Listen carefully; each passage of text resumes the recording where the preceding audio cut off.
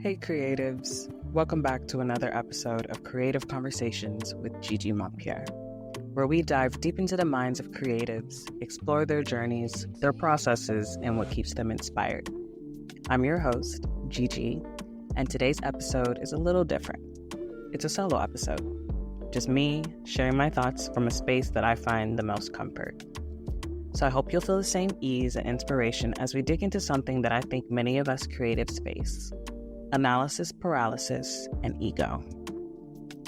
You know that feeling when you're overthinking every single move, or when you're so wrapped up in trying to make the perfect decision that you end up making no decision at all. That's analysis paralysis. And the tricky thing is, it's often our ego that's keeping us stuck in that loop. Our need for perfection, our fear of failure, or even wanting to protect how others perceive us. These are all tied to the ego. But here's the question: how do we break free from it? In this solo episode, I'll be unpacking what analysis paralysis looks like, how ego plays a sneaky role in it, and most importantly, how we can overcome both to unlock our full creative potential. Stay tuned for the conversation. Okay. Hello. Welcome to another episode of Welcome to another episode of Creative Conversations with Gigi Mompiere. Today's episode is going to be a bit more casual and laid back. As you can see, I'm literally in my bed, in my robe. And the reason why I am in such a comfortable and really casual scene is because today's episode and topic ties into why I'm doing this from my bed and just putting it out there like this. Today's topic is going to be over analysis paralysis and the human ego. In this episode, we're going to be exploring the phenomenon of analysis paralysis. And analysis paralysis is that overwhelming feeling of being stuck due to overthinking. And I have been in that overwhelming feeling of being stuck due to overthinking for some time now, since the creation of this podcast. We're going to discuss how analysis paralysis affects the mind, causes of analysis paralysis, how ego ties into analysis paralysis, and how to overcome both to stay mindful and to continue with your creativity. I'm going to be talking about my own experiences and game plans and ways that I've seen that you can learn to overcome these things. Things that I've also done research in so I can do these things as well. Starting off with what is analysis paralysis. The definition of analysis paralysis is when it happens when we overanalyze a situation or a decision, which results in a lack of action or decision making.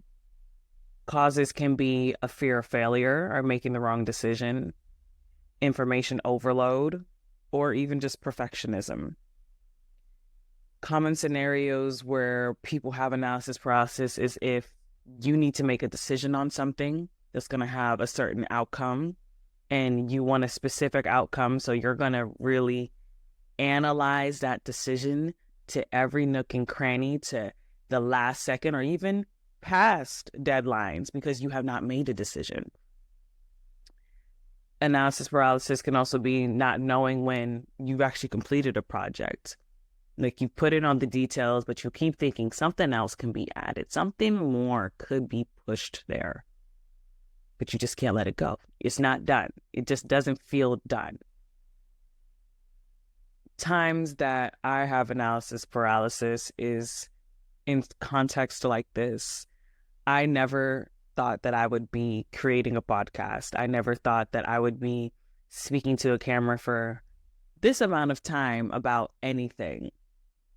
But when I created Creative Conversations, yes, it started off for this course, but I knew if I was going to be creating a podcast about a certain topic or context that I would want to continue to speak about and have interest in, I thought Creative Conversations was a great outlet for me because I love creativity. I love the creative process, whether it's in film, cinematography, photography, fashion design. So this ways that creatives make something from their minds and put it out there for my eyes to see, for my hands to feel, for my ears to listen. I love it all. But then I also know that we live in a world that's very fast motioned. There's a lot of moving bits and pieces. Not every day is going to be the best day for productivity. I wanted to know how other creatives find ways through that rut, find ways through creative block, find ways through not being in the right headspace. And I feel like I wanted to know those things because I struggle with that a lot. I struggle with that pretty badly. Hence why I am recording this past a deadline in my bed, in my robe. Analysis paralysis. I have had the notes, the topic, everything picked out for a while because I knew that it was something that would definitely resonate for me. But this here is out of my comfort zone. Being in front of a camera, having a mic and a platform to utilize in a different way that takes more than a few seconds with some background music, this is different for me. Let me take a sip.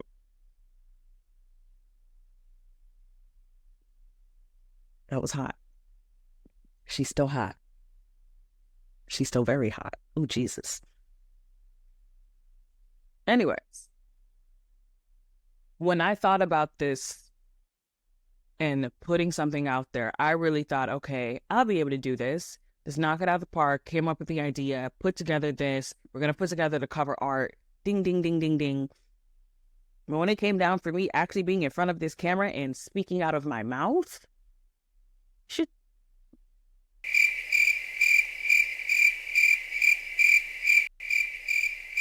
Girl, this is hard. And majority of it really is my own ego.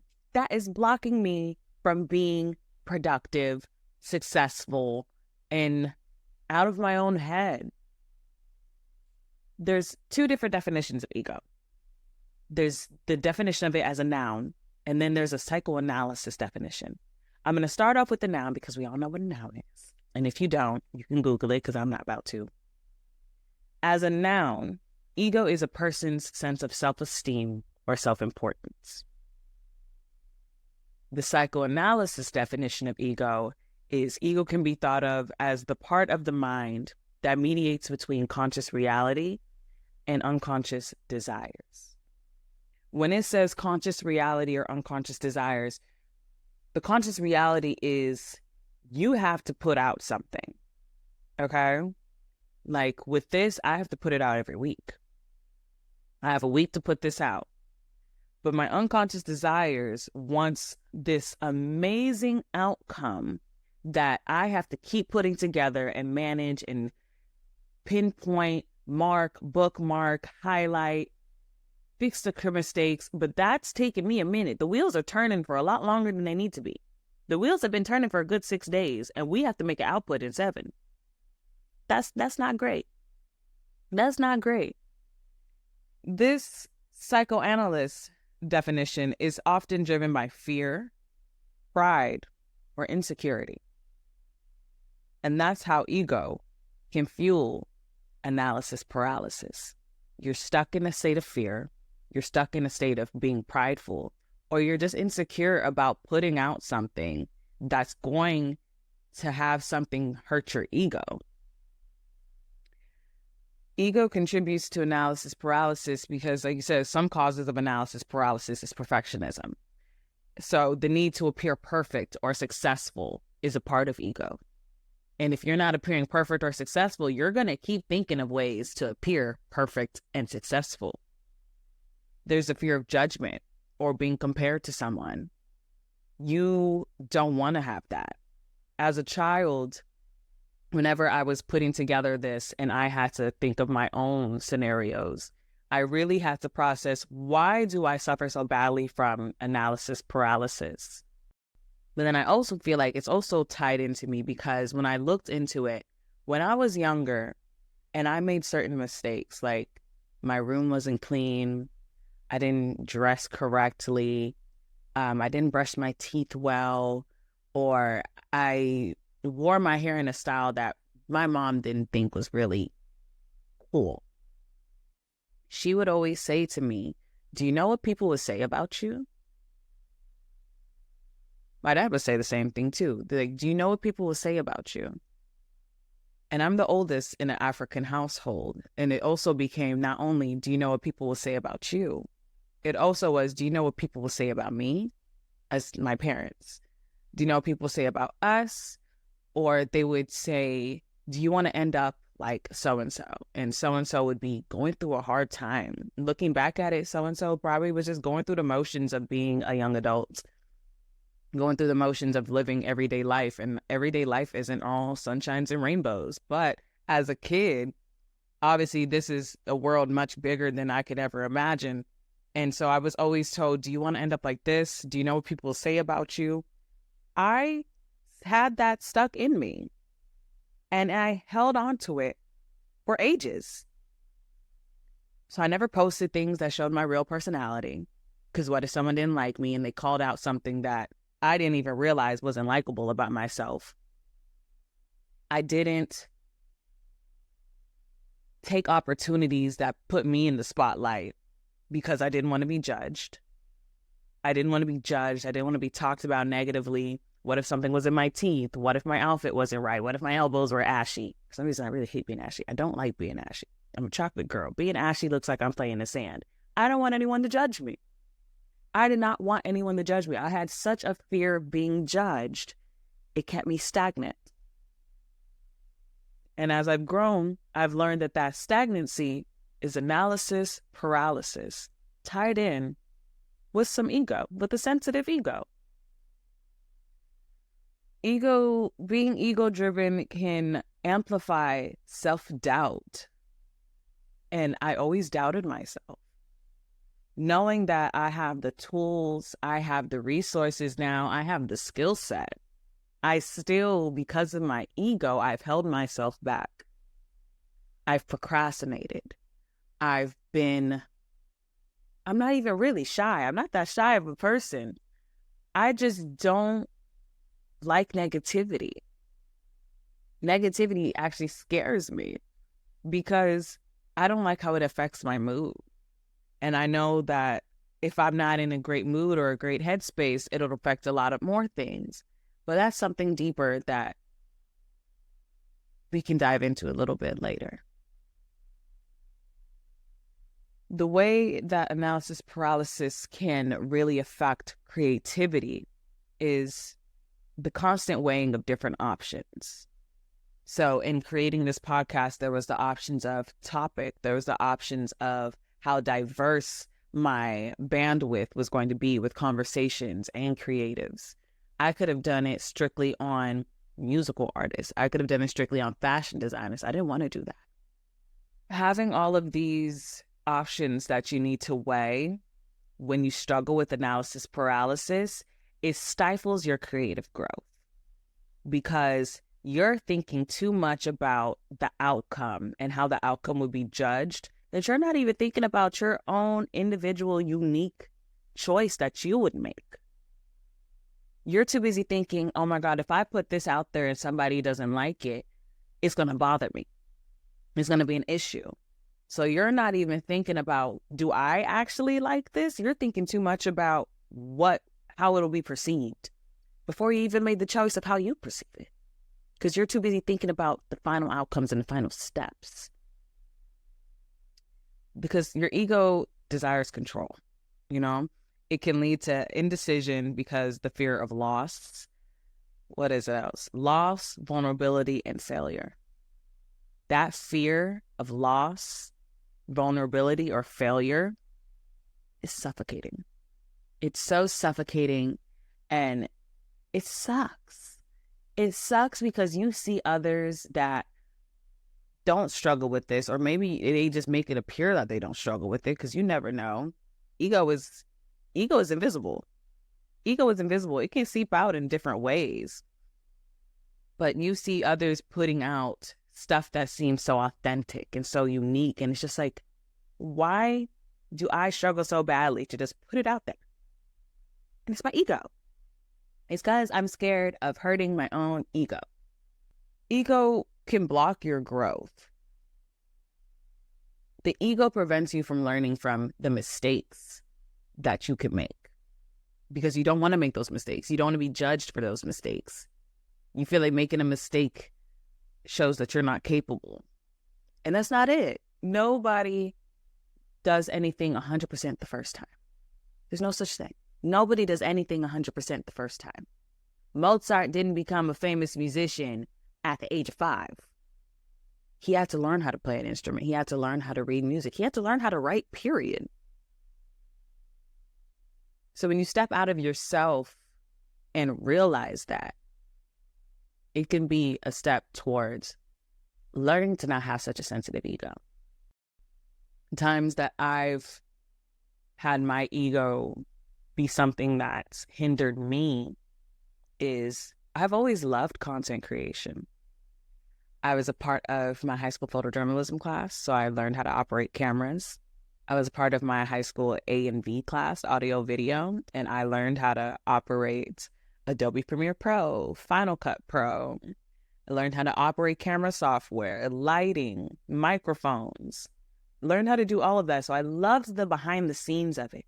And we would always rotate whenever the person would announce the school news, the school announcements, and I always wanted to not do it. I was like, I'll be behind the scenes. I'll do the script. I'll do this. I'll do that. Please don't put me in front of this camera. And being in high school, being a darker skinned girl that was really skinny, there was other things that tied into my insecurities, but it all still was ego sourced. I didn't want to be judged. I didn't want to be perceived. I didn't want anyone to be like, who's this dark-skinned girl on the screen? Why is she talking like that? Why does her hair look like that? I'm thinking about all these different things. I'm like, oh, I don't look presentable. My hair is always done. You see these braids? Done. My teeth? White. Clean. I knew what I needed to say, but it's like in my head, I'm so deeply thinking I'm about to be perceived. I'm going to be perceived. You put this camera on me and someone else is going to view it. I'm about to be perceived. I'm about to be judged.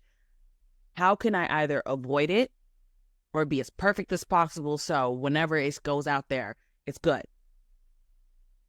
And I always would choose option 1 because option 2 would be a hindrance to everyone else in the deadline that we needed to meet.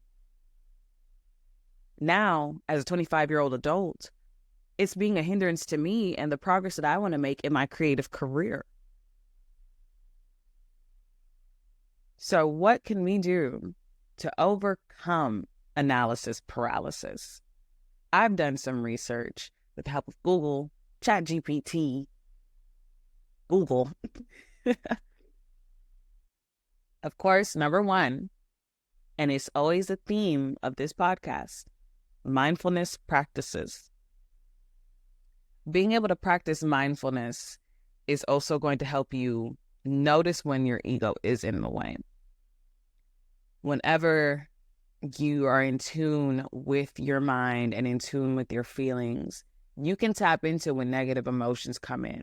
You are able to analyze them a lot more. Sit in that emotion. Don't just let it pass. Don't let it take over. But sit in it, analyze it. Because like I said, in doing the research for this, I was able to really have a therapeutic experience of knowing where the root of my analysis paralysis and my ego-driven decisions have come from. Being able to sit and think, why has it been so hard for me to put this out there, to put myself out there? That's a source of mindfulness, being able to sit and think. Because I kept distracting myself, doing everything else but this. Until it came to the point where it's like, I need to do this or it's really going to hurt me. But why have I not done it? Sit and actually think, why am I frozen in this state of fear? Why am I frozen in this state of pride? I think my neighbors are doing construction. Hopefully the mic doesn't pick all that up. You could try meditation techniques. When it comes down for me in meditation can be so many different things. It doesn't have to be you sitting in silence for a few minutes. It can be you sitting in silence for a minute, stopping, taking a breath. For me, I take walks. I will take long walks with my dog. I do yoga. I'm more in tune with my body, not just really my mind, to be honest. But with walks, I'm just walking, thinking, disconnecting. Try to stay off of social media before you need to be creative. I know sometimes we can try to use it to draw inspiration and pull ideas, but in that, you're also still comparing yourself. If you want to have something that's authentically you, originally you, try to sit with yourself and your thoughts. Try to be a kid again. I don't know if all of us had imaginary friends. I was the only child for a good 10 years, so I had an imaginary friend when I was around 4 or 5. I didn't have her for long, but use that imagination. Daydream. Doesn't matter. Pour it out onto a piece of paper. Pinterest now has a way that you can make collages, mood boards with anything. Just try your best to tap into yourself. Don't think about what anyone else is going to perceive about it. Just think about you. Let that be your mindfulness practice. Actionable steps that we can actually take in order to break free from analysis paralysis. Limit your options. Whenever it comes down to creating an idea, it's sometimes hard to think of one, or sometimes you have way too many and you're overanalyzing which option to go for. Give yourself maybe a set of maximum 5. We don't want to touch the double digits. Give yourself a set of maximum 5, or if you're at the double digits, you got to chuck it down. Cut it down and give yourself a deadline on when to make a decision. That's really going to help you in making quicker decisions, trusting your decisions. You have to force yourself to make a decision. That's going to be step number 2. Force yourself to make a decision with a certain time frame. So like me and this podcast, I've had a week. Assignment's given Monday. I have to turn it in the following Monday. So Monday, Tuesday, I'm planning, I'm executing a decision. So Wednesday, Thursday, Friday, Saturday, Sunday, I'm putting things in motion, putting things together, recording, editing, fixing any mistakes right before it has to be submitted. But you see how I only gave myself a few days to fix those mistakes? That's it. Only give yourself that set deadline, because once you set that deadline for yourself, you cannot disrespect it. Don't disrespect it, because the second you disrespect it, the ego's going to start pumbling. Ego's going to be like, oh, wait. I don't know if I really like that yet. I don't know if I like that yet. Tell your ego, girl, you got to tighten up. Too bad. Girl, boy, whatever you want to call your ego, if you talk to your ego, talk to yourself if you need to. Look in the mirror and be like, look, you got to tighten up. You got a certain amount of time. You don't have to love it 100%, but if this is what you got, work with what you have. Work with what you have. Step number 3, embrace the imperfection. Recognize that mistakes are a part of the process. So if you make a decision, stick with it. Stick with it. See it all the way through. And if you see it all the way through and something's messed up along the way, cool. Learn from that. It's not going to be the last time that you ever deal with it. It's not going to be the last time that you ever touch it. It's not going to be the last time that you ever have the opportunity to do something like that. And if in the situation, in the case that it is the one and only time that you were able to do something and you made a mistake, learn. The universe, God, whatever you look to or whatever happens in your life, it's not the end of the world. Embrace that imperfection. Learn from experiences. Nobody just got on their bike with no training wheels and just went for it and never failed. We all got the scraped knees. We all fell.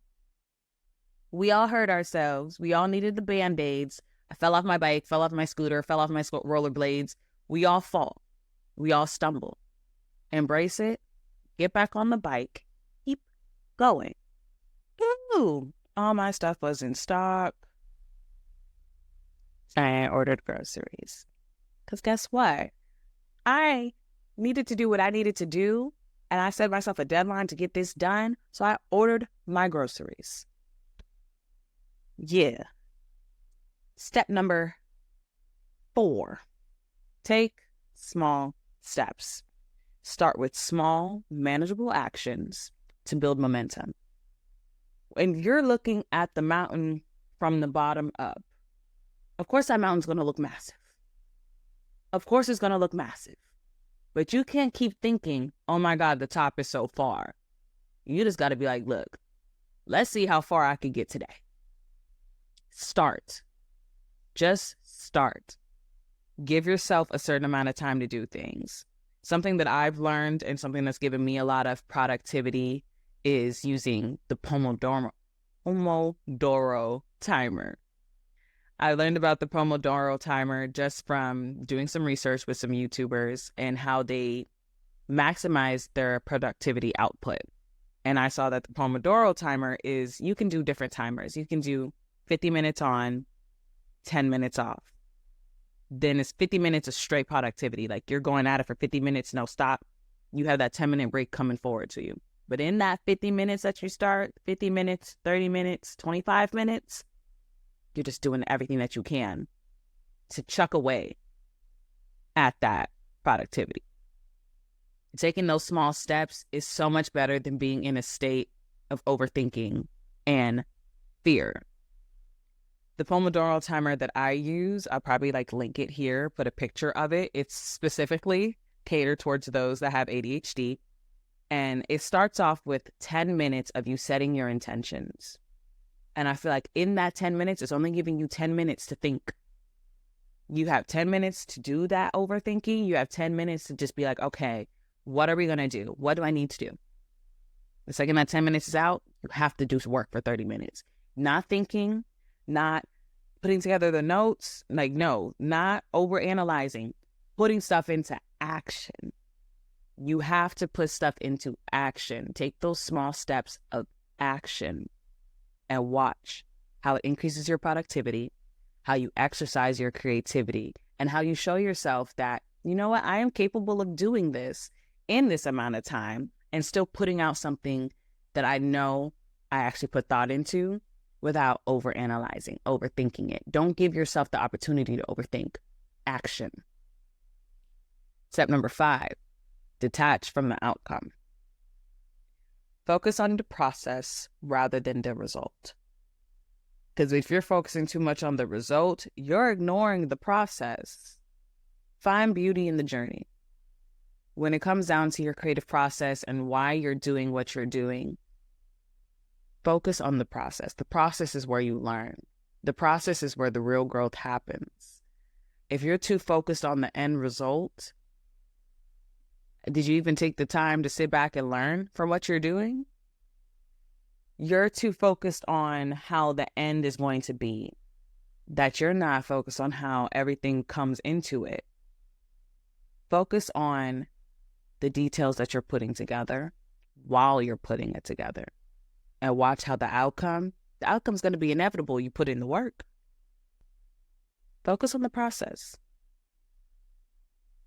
Thank you so much for being here with me. If you ever want to know where I got my robe, I got it at Victoria's Secret. It's real nice and cozy. But having this conversation, doing this research for this topic, was a bit therapeutic. It's a bit therapeutic, and I learned a lot. And I hope that the things that I've learned, y'all can apply them to yourselves as well. There's an importance in understanding when analysis paralysis comes into play. And I really want everyone to know that your ego can be your biggest hater sometimes. Your ego can be such a hindrance, and it can keep you stuck and stagnant. And I want you to always be able to recognize now, after this conversation, what can cause your ego, when you're having an ego trip, and when your ego is feeding analysis paralysis. It's important to be mindful. Have those mindfulness practices. If you have a deadline and you feel stuck, go for a walk. If you're spiritual or religious, pray. Ask for guidance. If you're not, ask a friend. Narrow down your decisions and tell them, put it in a box, shake it up, and tell your friend, pick something. Get creative with it. Give yourself those deadlines and respect those deadlines, because those deadlines are also boundaries for yourself, and you always want to respect yourself and your boundaries. If you've liked today's episode, please take the time to subscribe. Share with anyone who you know is suffering with analysis paralysis or their ego is keeping them stagnant. Please share and leave any feedback. If this is something that you felt like, it was a good conversation, a good little chat, comfy, cozy, this was great. Being able to put this out there, even if it was in my bed, I still got it all set up. Still was able to get everything done. I'm nice and cozy, and I'm not overthinking it anymore, because I feel great knowing that I put out everything that I could within the capacity that I had. And that's what you should always think of. So you know what? Thanks for tuning in. Until next time, keep creating, stay mindful, and never forget to tap into your own unique identity. Bye. All right, creatives, that's a wrap on today's solo episode. I hope this conversation around analysis paralysis and ego resonated with you and gave you some clarity on how to push through those moments when you feel stuck. Remember, perfection isn't the goal, progress is. And sometimes we just need to get out of our own way. If today's episode sparked something in you, I'd love to hear about it. Please feel free to share your thoughts or your own experiences with me on any social media platform or even down below in the comments. If you haven't already, hit that subscribe button so you don't miss out on future episodes of Creative Conversations, where we keep diving into the minds and practices of amazing creatives. Thanks again for spending this time with me, and until next time, keep creating, stay mindful, and trust the process.